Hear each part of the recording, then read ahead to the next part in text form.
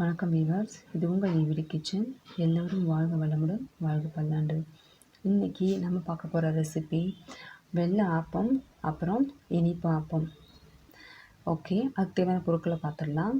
1 cup புழுங்கல் அரிசி, அப்புறம் 1 கப் பச்சரிசி, 1/2 டீஸ்பூன் வெந்தயம்,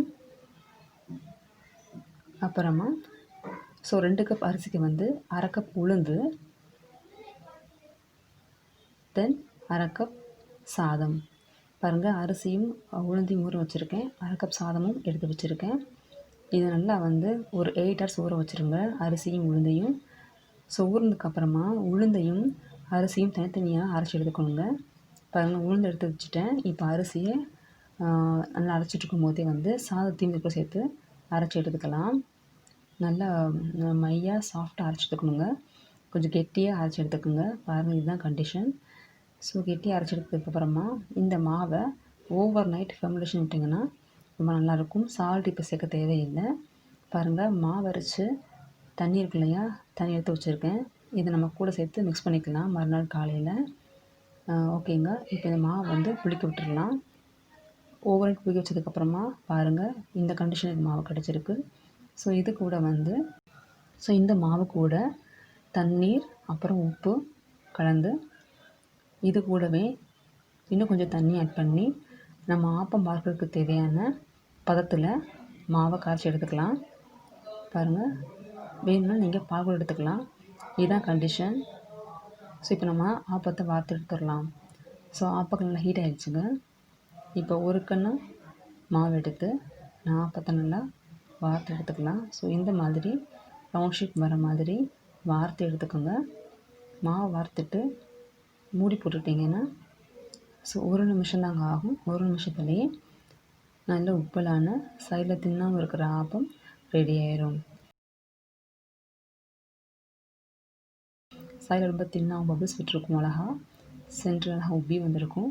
இந்த ஆப்பத்துக்கு தேங்காய் பால், கோழிக்கறி குழம்பு, இந்த கொண்டக்கடலை குழம்பு ரொம்ப டேஸ்டியாகவும் ரொம்ப சூட்டபுளாக இருக்கும். ஓகேங்க, தென் இனிப்பு ஆப்பத்துக்கு தேவையான மாவு ஏற்கனவே சொன்ன மாதிரி 2 கப் அரிசி, 1 கப் புழுங்கல் அரிசி, 1 கப் பச்சரிசி, 1/2 கப் உளுந்து, 1/2 கப் சாதம் போட்டு நல்லா அரைச்சி எடுத்துட்டேன். இப்போ இதுக்கு தேவையான சர்க்கரை பாகு எப்படி பண்ணலான்னு பார்த்துடலாம். இப்போ சர்க்கரை பாகு பண்ணுறதுக்கு 1 கப் சர்க்கரை, அதாவது வெல்லம், 1/2 கப் தண்ணி, அது கூடவே 3 ஏலக்காயும் நான் பொடிச்சு போட்டிருக்கேன். இந்த அளவுக்கு தண்ணி விட்டு பாகு காய்ச்சி எடுத்துடலாம். ரொம்ப திக்காக இருக்கணும் அவசியம் இல்லைங்க, தின்னா தான் போதும். வெல்லம் நல்லா கரையணுங்க. நம்ம வெல்லம் கரைஞ்சதுக்கு அப்புறமா இந்த சர்க்கரை தண்ணியை எடுத்து ஏற்கனவே ரெடி பண்ணி வச்சுருக்கிற மாவுக்குள்ளே சர்க்கரை தண்ணியும், அதாவது வெள்ளை தண்ணியையும் வெள்ளைப்பாகை உள்ளே ஊற்றி மிக்ஸ் பண்ணி எடுத்துக்கலாம். இனிப்பாப்பத்துக்கு தேவையான மாவு ரெடி.